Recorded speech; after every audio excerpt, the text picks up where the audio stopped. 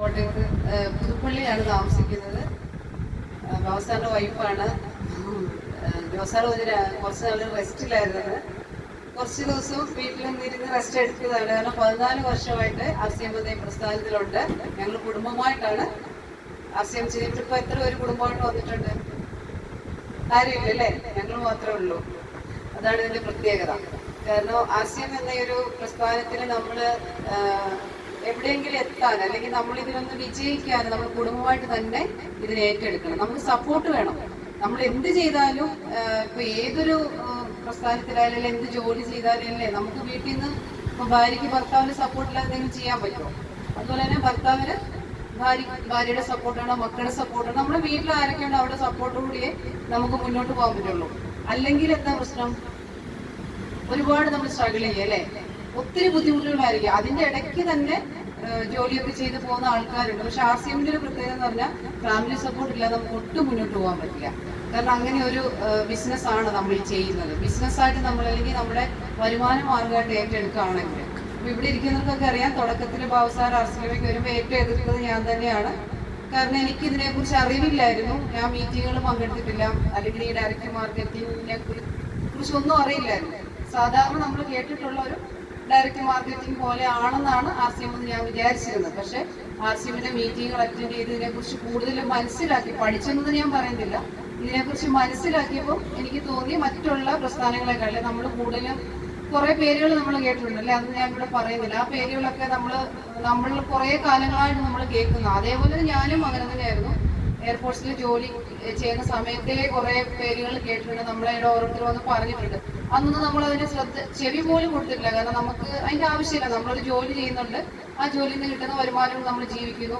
ഇങ്ങനെയുള്ള ഈ ഡയറക്റ്റ് മാർക്കറ്റിങ്ങിലൊന്നും പോകാൻ നമുക്ക് താല്പര്യമില്ല. അതൊക്കെ ബുദ്ധിമുട്ടുള്ള കാര്യമാണ്. എന്നുവെച്ചാൽ നമ്മൾ ഓരോരുത്തരോട് കയറി ഇറങ്ങി നടന്ന് പറയണം, അങ്ങനെയൊക്കെ വിചാരിച്ചിരുന്ന ഞാനാണ് ഇന്ന് ഒരു ഡയറക്റ്റ് മാർക്കറ്റിങ്ങിന്റെ ഒരു സീനിയർ ലീഡറുടെ ഭാര്യയായിട്ട് നിന്ന് മൈക്കെടുത്ത് വെച്ച് ഓരോരുത്തർക്ക് കാര്യങ്ങൾ പറഞ്ഞു കൊടുക്കി ഇതിലേക്ക് കൂടുതൽ ആൾക്കാരെ കൊണ്ടുവരാൻ ശ്രമിക്കുകയും ചെയ്തുകൊണ്ടിരിക്കുന്നത്. കാരണം തിരിച്ചറിവില്ലായ്മ അല്ലെങ്കിൽ അറിവില്ലായ്മ, നമ്മൾ കേട്ടിട്ടുള്ള ഡയറക്റ്റ് മാർക്കറ്റിംഗ് വെച്ചും ഒരുപാട് വ്യത്യാസമുണ്ട്. ഇപ്പൊ ഇവിടെ ഇരിക്കുന്ന ഞാൻ നിങ്ങളെ ഒന്നും കണ്ടിട്ടില്ലെന്ന് ഇരിക്കുന്നു, പുതിയ ആൾക്കാർ. നിങ്ങൾക്ക് തോന്നുന്നുണ്ടോ RCM എന്ന ഒരു പ്രസ്ഥാനം അല്ലെങ്കിൽ ഇത് നമുക്ക് വേണ്ടാത്ത ഒരു കാര്യമാണെന്ന് തോന്നുന്നുണ്ടോ? വേണ്ടാത്തല്ല അല്ലെ? എല്ലാവർക്കും വേണം. നമ്മളെ പോലെ തന്നെ ചുറ്റുവട്ടത്ത് പല്ല് തേക്കുന്നവർക്ക് പേസ്റ്റും ബ്രഷും വേണമല്ലോ, കുളിക്കുന്നവർക്ക് സോപ്പ് വേണമല്ലോ. നമ്മുടെ നാട്ടില് ഇപ്പോഴത്തെ ഒരു കാലം വെച്ചാൽ 2 നേരം കുളിക്കുന്നവരാണ് അല്ലെ നമ്മളെല്ലാവരും. അത്രയും ചൂടാണ്. അപ്പൊ നമുക്ക് പല്ല് തേക്കുന്നവർ നമ്മുടെ ചുറ്റുവട്ടത്തുണ്ട്, കുളിക്കുന്നവരുണ്ട്, ആഹാരം കഴിക്കുന്നവരുണ്ട്. എല്ലാം ഈ RCMലുള്ള പ്രോഡക്റ്റുകളെല്ലാം യൂസ് ചെയ്യുന്നവരാണ് നമ്മുടെ ചുറ്റുമുള്ളവർ. അപ്പൊ ഇതൊന്ന് മനസ്സിലാക്കിയപ്പോഴാണ് ഇതിനെ സാറിനെ സപ്പോർട്ട് ചെയ്യാൻ തുടങ്ങിയത്. കൂടുതൽ സാറിന്റെ കൂടെ കൂടി ഈ ഒരു 14 വർഷമായിട്ട് ആദ്യകാലങ്ങളാണ്. ഞങ്ങൾ 2008-ലാണ് RCMൽ ഒരു ഐഡിയ എടുത്തത്. അപ്പൊ ആ സമയത്തൊക്കെയാണ് ഞാൻ സാറിനെ എതിർത്തിട്ടുള്ളത്.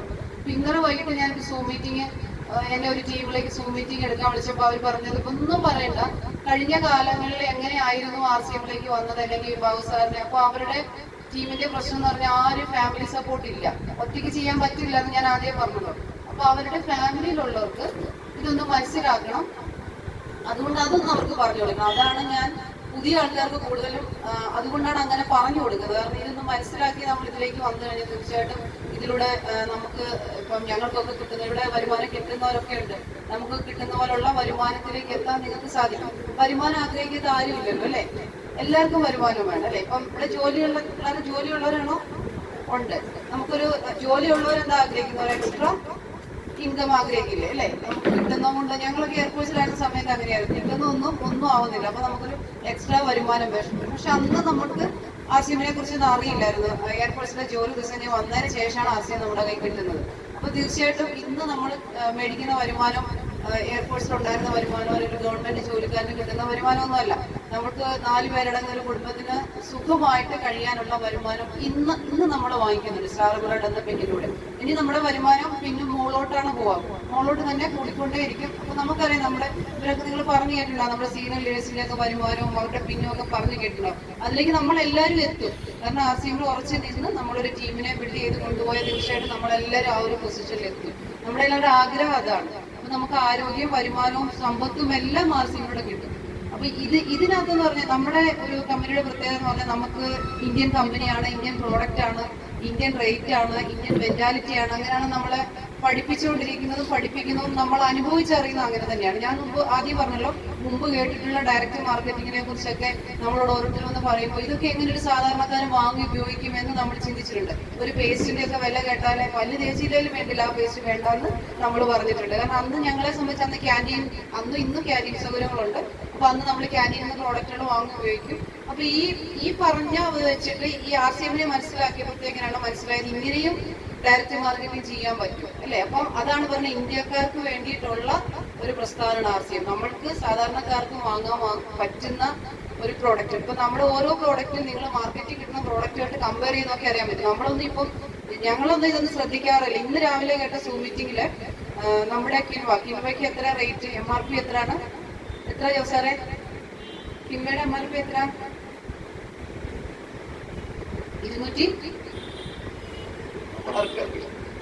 200 ചില്ലാനാണ്. ഞാൻ പറയാൻ കാര്യം നമ്മൾ റേറ്റ് ഒന്നും നോക്കാറില്ല. അപ്പൊ ഇന്ന് രാവിലെ രാവിലത്തെ സൂമിൽ കേട്ടത് നല്ല ക്വാളിറ്റി ഉള്ള ഒരു കിൻവയുടെ വില 500 രൂപയാണ് പറഞ്ഞത്. നമ്മൾക്ക് MRP കഴിഞ്ഞ് ഡിസ്കൗണ്ട് കാർഡ് ഉള്ളവർക്ക് കുറച്ചാണ് തരുന്നത്. നമുക്ക് പക്ഷെ അതിനൊന്നും ഒരു വിലയില്ല. RCMന്റെ സാധനങ്ങൾക്കും ചിലരൊന്നും വലിയ കാര്യമായിട്ട് വില. ഞാൻ എന്റെ ഒരു അനുഭവം പറയാം. ഈ കിൻവ RCMൽ വരുന്നതിന് മുമ്പ് ഇവിടെ കഴിച്ചിട്ടുള്ളവരല്ലേ, കിൻവ ഉപയോഗിച്ചിട്ടുള്ളവരല്ലേ. RCMൽ ഈ പ്രോഡക്റ്റ് വരുന്നതിന് മുമ്പ് ഞാൻ ഇത് യൂട്യൂബിൽ കണ്ടിട്ട് വെയിറ്റ് ലോസിന് നല്ലതാണെന്ന് പറഞ്ഞ് എന്റെ മകന്റെ അടുത്ത് പറഞ്ഞു, ഈ എറണാകുളത്ത് പോകുമ്പോൾ അവിടെ ഒന്ന് അന്വേഷിക്കാൻ പറഞ്ഞു. അപ്പൊ മോനെന്ന് എറണാകുളത്ത് താമസിക്കുമ്പോഴാണ് അവൻ അവിടെ നോക്കിയിട്ട് പറഞ്ഞു, അമ്മ ഒരു കിലോയ്ക്ക് 600 രൂപയാണ് ഇവിടെ വില. 1/2 കിലോയ്ക്ക് നമ്മുടെ MRP. അപ്പൊ അന്ന് മോനോട് പറഞ്ഞപ്പോ മോൻ